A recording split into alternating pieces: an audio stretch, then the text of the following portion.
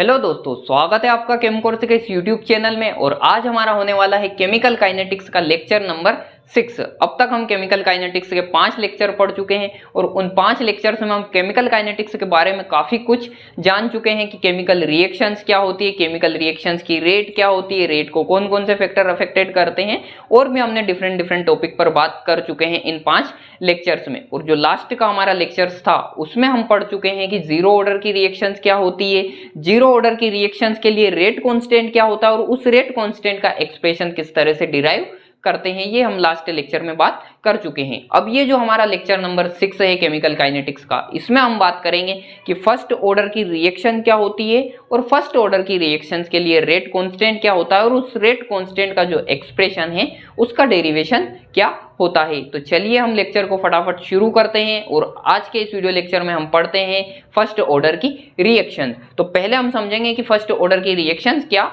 होती है, कौन सी रिएक्शंस को हम फर्स्ट ऑर्डर की रिएक्शंस बोलते हैं। तो ऐसी केमिकल रिएक्शंस जिनकी रेट सिर्फ और सिर्फ एक सिंगल सब्सटेंस के मॉलिक्यूलर कंसंट्रेशंस पर डिपेंड होती है, उन रिएक्शंस को हम फर्स्ट ऑर्डर की रिएक्शंस बोलते हैं। और जो फर्स्ट ऑर्डर की रिएक्शन होती है, इन रिएक्शंस में उस रिएक्टेंट मॉलिक्यूल्स का कंसंट्रेशंस बढ़ाने से या उस रिएक्टेंट का कंसंट्रेशंस घटाने से उस रिएक्शंस की जो रेट रहेगी वो अफेक्टेड होती है। तो ऐसी रिएक्शन को हम क्या बोलते हैं, फर्स्ट ऑर्डर की रिएक्शंस बोलते हैं। अब ये जो फर्स्ट ऑर्डर की रिएक्शन होती है, इन रिएक्शंस के जो रेट डिटरमाइन करने का जो एक्सप्रेशन होता है वो एक्सप्रेशन हम लिखेंगे। हम एग्जांपल से समझेंगे कि फर्स्ट ऑर्डर की जो रिएक्शंस रहती है उसका एक्सप्रेशन से जो हमारा रेट कांस्टेंट निकलेगा, उस रेट कांस्टेंट का जो डेरिवेशन आएगा वो डेरिवेशंस क्या होता है और इसकी जो यूनिट क्या होती है। और हम इस लेक्चर में फर्स्ट ऑर्डर की रिएक्शंस के लिए हाफ लाइफ पीरियड की भी बात करेंगे। तो चलिए हम एक एग्जांपल लेके चलते हैं और हम समझते हैं कि फर्स्ट ऑर्डर की रिएक्शंस क्या होती है और फर्स्ट ऑर्डर की रिएक्शंस के लिए रेट कांस्टेंट का डेरिवेशन क्या होता है। तो हम फर्स्ट ऑर्डर की एक रिएक्शन कंसीडर करके चलते हैं जिसमें मान लो हमारे पास में एक रिएक्टेंट ए है जिससे कि हमारा प्रोडक्ट का फॉर्मेशन हो रहा है। ये एक हमारी केमिकल रिएक्शन हो रही है जिसमें एक रिएक्टेंट ए है और इस रिएक्टेंट का हमने इनिशियल कंसंट्रेशन कितना लिया, इनिशियल कंसंट्रेशन हमने स्मॉल ए लिया है रिएक्टेंट ए का।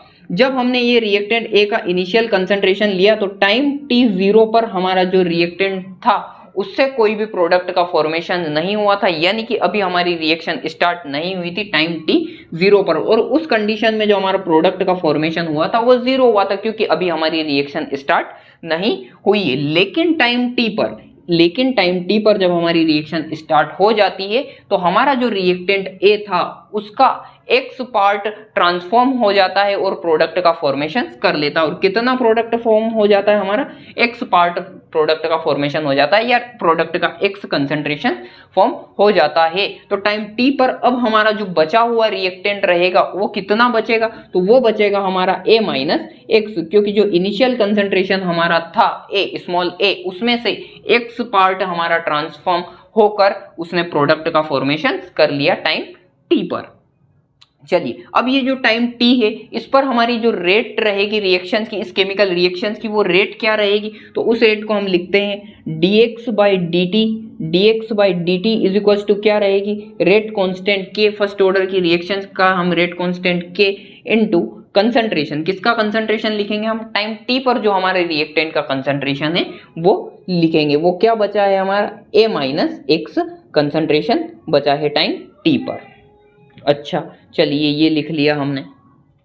इसके बाद में हम क्या करते हैं, इसके बाद में हम ये जो हमारा dt है इसको हम a माइनस एक्स की प्लेस पे लाते हैं और a माइनस एक्स को हम dt की प्लेस पर ले जाते हैं। चलिए हम ये चेंज कर देते हैं, यहाँ से d इंटू एक्स अपॉन में हो जाएगा हमारा a minus x is equal to हो जाएगा k इंटू यहाँ पे क्या आ जाएगा, dt आ जाएगा। अब ये जो इक्वेशन है हमारी इसे हम दे देते हैं इक्वेशन नंबर फर्स्ट, ये हो जाएगी हमारी इक्वेशन नंबर फर्स्ट। और अब ये जो इक्वेशन है इसका हम इंटीग्रेशन ले लेते हैं। ये जो हमारी इक्वेशन आई है इसका जब हम इंटीग्रेशन लेते हैं तो किस तरह से ये रिएक्शन हो जाएगी, इंटीग्रेट कर दो इसे, dx upon a minus x को जब हम इंटीग्रेट करते हैं और इस वाले पार्ट का भी इंटीग्रेशन जब हम करते हैं तो k dt। तो अब हमारा जो इंटीग्रेशन रहेगा dx से हमारा इंटीग्रेशन कट जाएगा, लेकिन अभी हमारे पास में a माइनस एक्स जो रहेगा इसका जब इंटीग्रेशन हम लिखते हैं तो ये हो जाएगा हमारा minus ln a minus x. ये माइनस क्यों आया? क्योंकि हमारा जो a माइनस एक्स था वो बेस में था, जब उससे हम ऊपर लाते हैं तो हमें एक माइनस लगाना यहाँ पे पड़ता है। अब अगर हम बात करें तो हमारे डिफरेंशिएशन से हमारा इंटीग्रेशन कट जाएगा और हमारा kt प्लस यहाँ पे c लग जाएगा। ये c क्या होता है? ये c होता है इंटीग्रल कांस्टेंट, जो हमने इंटीग्रेशन किया उसका कांस्टेंट होता है। तो एक इक्वेशन हमारी ये यहाँ से तैयार हो जाती है, इसे हम दे देते हैं इक्वेशन नंबर 2।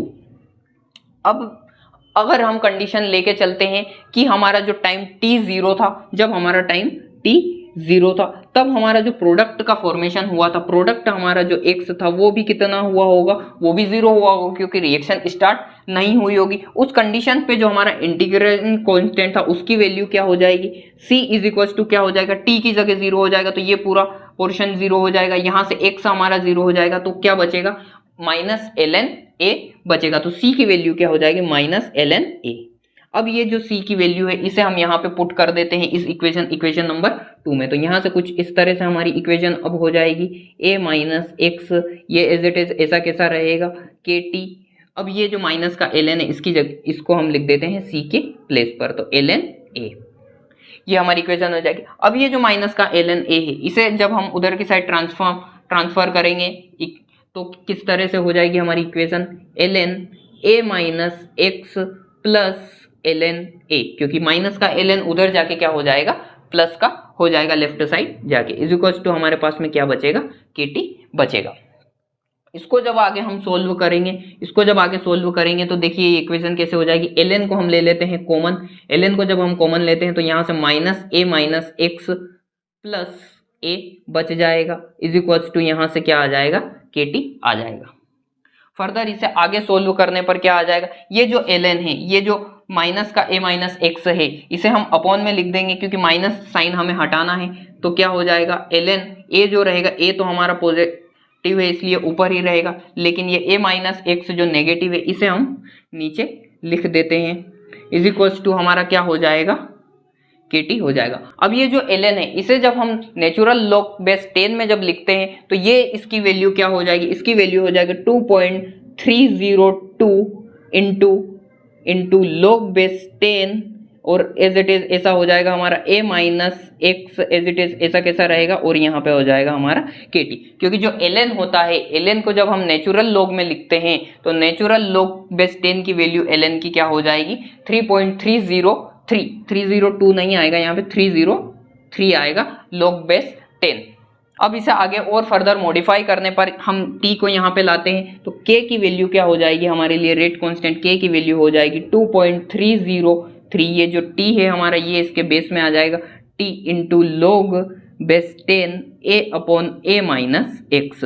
और यही होता है हमारा फर्स्ट ऑर्डर की रिएक्शंस के लिए रेट कांस्टेंट का फॉर्मूला। तो ये जो डेरिवेशन होता है, ये डेरिवेशन होता है हमारा फर्स्ट ऑर्डर की रिएक्शंस का रेट कांस्टेंट का डेरिवेशन। अब हम बात करते हैं कि जो ये हमने रेट कांस्टेंट का फॉर्मूला निकाला है, इस फॉर्मूले का या ये जो रेट कांस्टेंट है फर्स्ट ऑर्डर की रिएक्शंस का, इसका कैरेक्टरिस्टिक्स क्या होते हैं, इसके गुणधर्म क्या होते हैं? तो जो सबसे फर्स्ट नंबर पर इसका कैरेक्टरिस्टिक्स आता है उसमें हम बात कर लेते हैं इसकी यूनिट की, कि इसकी यूनिट क्या होगी।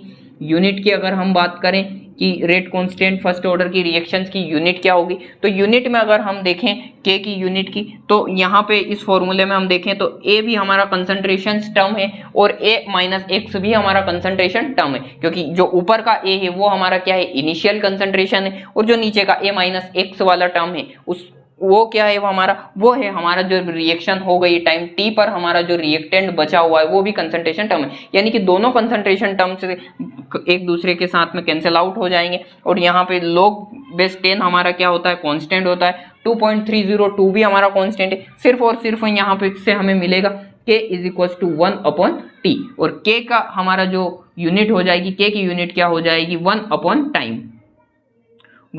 टाइम, या इसे हम लिख सकते हैं टाइम इनवर्स। अब ये टाइम हम सेकंड में भी लिख सकते हैं, मिनट में भी लिख सकते हैं, घंटे में भी लिख सकते हैं, जिस हिसाब से हम रिएक्शंस में टाइम कंसीडर करके चलते हैं उसमें लिख सकते हैं। तो हमारे के की यूनिट यहाँ से क्या हो जाएगी, टाइम इनवर्स हो जाएगी। फर्स्ट ऑर्डर की रिएक्शंस के लिए जो रेट कांस्टेंट रहता है उसकी यूनिट टाइम इनवर्स होती है। ये चीज आप ध्यान रखिएगा, इसको वाई में बहुत बार पूछा जाने वाला क्वेश्चन है। इसके बाद में अगर हम बात करें कि फर्स्ट ऑर्डर की जो रिएक्शन होती है उसका जो रेट कांस्टेंट होता है, या फर्स्ट ऑर्डर की जो रिएक्शन होती है उसका हाफ लाइफ पीरियड क्या होता है। तो हाफ लाइफ पीरियड को हम समझते हैं फर्स्ट ऑर्डर की रिएक्शंस के लिए। पहले इसे थोड़ा सा रफ करने की यहाँ पे जरूरत है, इसे रफ करके हम हाफ लाइफ पीरियड समझते हैं फर्स्ट ऑर्डर की रिएक्शंस के लिए। पहले हम लिखेंगे कि फर्स्ट ऑर्डर की रिएक्शन का जो रेट कांस्टेंट होता है उसका क्या फॉर्मूला है, उससे हम फिर निकालते हैं कि हाफ लाइफ पीरियड क्या होगा फर्स्ट ऑर्डर की रिएक्शंस के लिए। तो देखिए कि फर्स्ट ऑर्डर की रिएक्शन के लिए रेट कांस्टेंट का हमने डेरिवेशन निकाल लिया है। वो डेरिवेशन होता है 2.303 upon T log base 10 into A upon A minus X. अब हम हाफ लाइफ पीरियड की बात करें तो हाफ लाइफ पीरियड में हमें पता है कि जो हमारा प्रोडक्ट का फॉर्मेशन हुआ है, जो प्रोडक्ट हमारा बना है वो प्रोडक्ट कितना बनेगा, हाफ प्रोडक्ट बनेगा। या जो बचा हुआ रिएक्टेंट हमारा रहेगा वो रिएक्टेंट हाफ कंज्यूम हो जाएगा। तो यहां से हमारा जो a माइनस एक्स है उसकी जगह पे हम क्या लिख सकते हैं, यहाँ पे देखिए k is equal to 2.303 upon T log base 10 as it is. ऐसा कैसा रहेगा, ए अपॉन, इसकी जगह पे हम लिख सकते हैं कि जो हमने इनिशियल कंसंट्रेशन लिया था उसका हाफ कंज्यूम हो गया। तो इनिशियल कंसंट्रेशन हमारा कितना है, ए है, इसका हाफ कंज्यूम होने पर 1.5 ए बचेगा ये, क्योंकि इनिशियल कंसंट्रेशन का हाफ जब कंज्यूम होता है तो उसी को तो हम हाफ लाइफ पीरियड बोलते हैं। अब यहाँ से ए ये कैंसिल आउट हो जाएगा और ऊपर हमारा क्या बच जाएगा, 2 बच जाएगा, क्योंकि एक ए से जब हम हाफ ए को डिवाइड करेंगे तो 2 हमारा बचेगा। तो हमारा जो अब डेरिवेशन है या हमारी जो इक्वेशन रहेगी वो हो जाएगी 2.303 अपॉन टी log बेस 10 2। अब अगर आप इस फॉर्मूले को देखें तो इस फॉर्मूले में आपको कोई भी कंसंट्रेशन टर्म नजर नहीं आ रहा है, कोई भी इस फॉर्मूले में कंसंट्रेशन टर्म नहीं है। यानी कि हम बोल सकते हैं इस फॉर्मूले के बेस पर कि जो फर्स्ट ऑर्डर की रिएक्शन रहती है उसमें जो हाफ लाइफ पीरियड रहता है वो रिएक्टेंट के कंसंट्रेशंस पर डिपेंड नहीं करता है। तो ये कुछ कैरेक्टरिस्टिक्स थी फर्स्ट ऑर्डर की रिएक्शंस की। अब हम बात कर लेते हैं कि फर्स्ट ऑर्डर की जो हमारी रिएक्शन होती है उसके कुछ एग्जांपल की, कि फर्स्ट ऑर्डर की रिएक्शंस के क्या क्या एग्जांपल्स हो सकते हैं। तो 2 एग्जांपल की हम यहाँ पे बात करेंगे फर्स्ट ऑर्डर की रिएक्शंस के लिए। 2 इक्वेशन से हम 2 एग्जांपल लेके चलते हैं फर्स्ट ऑर्डर की रिएक्शंस के। तो जो फर्स्ट एग्जांपल हम लेके चलते हैं फर्स्ट ऑर्डर की रिएक्शंस के लिए वो एग्जांपल होता है decomposition of a hydrogen peroxide का डीकम्पोजिशन हम देखते हैं। हाइड्रोजन परऑक्साइड का फॉर्मूला होता है H2O2। जब H2O2 का डीकम्पोजिशन होता है और ये H2O2 का डीकम्पोजिशन होता है प्लेटिनम की प्रेजेंस में, तो इसका जब डीकम्पोजिशन होता है तो एक तो बनता है वाटर का मॉलिक्यूल्स प्लस एक हाफ मॉलिक्यूल बनता है O2 का। जब हम इस रिएक्शंस का रेट लिखते हैं तो इस रिएक्शंस का रेट क्या होगा, इस रिएक्शन का rate is equal to K concentration सिर्फ और सिर्फ ये हाइड्रोजन परऑक्साइड के कंसंट्रेशन पर डिपेंड करती है, इसलिए हम इसका इस रेट का एक्सप्रेशन कुछ इस तरह से लिखते हैं। और ये जो इक्वेशन होती है ये होती है हमारी फर्स्ट ऑर्डर की रिएक्शंस। इसके बाद में अगर हम बात करें तो डीकम्पोजिशन हम देखते हैं, decomposition of nitrogen penta oxide. Nitrogen penta oxide का डीकम्पोजिशन भी फर्स्ट ऑर्डर टाइप की रिएक्शन होती है। जब नाइट्रोजन पेंटा ऑक्साइड का डीकम्पोजिशन होता है तो एक मॉलिक्यूल्स बनता है N2O4 का प्लस हाफ मॉलिक्यूल्स बनता है O2 का। और जब इसका भी हम रेट एक्सप्रेशन लिखते हैं, रेट इज इक्वल टू क्या हो जाएगा, इसका रेट K इंटू कंसंट्रेशन, किसका कंसंट्रेशन, नाइट्रोजन पेंटा ऑक्साइड का N2O5 का कंसंट्रेशन। तो ये जो दोनों रिएक्शन होती है ये दोनों रिएक्शन फर्स्ट टाइप की ऑर्डर रिएक्शंस होती है, फर्स्ट ऑर्डर की रिएक्शंस होती है।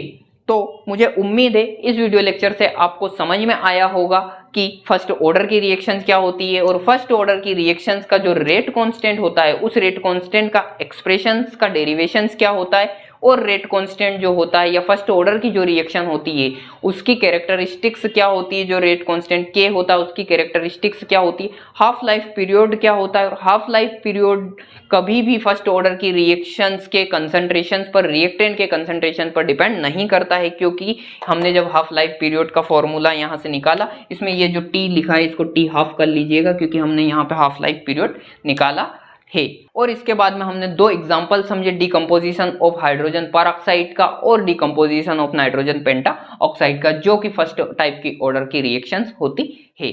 तो अगर आपको ये वीडियो लेक्चर पसंद आया हो तो इस वीडियो लेक्चर को अपने दोस्तों के साथ में जरूर शेयर कीजिएगा और हम मिलते हैं नेक्स्ट लेक्चर में। तब तक के लिए बाय बाय, थैंक यू।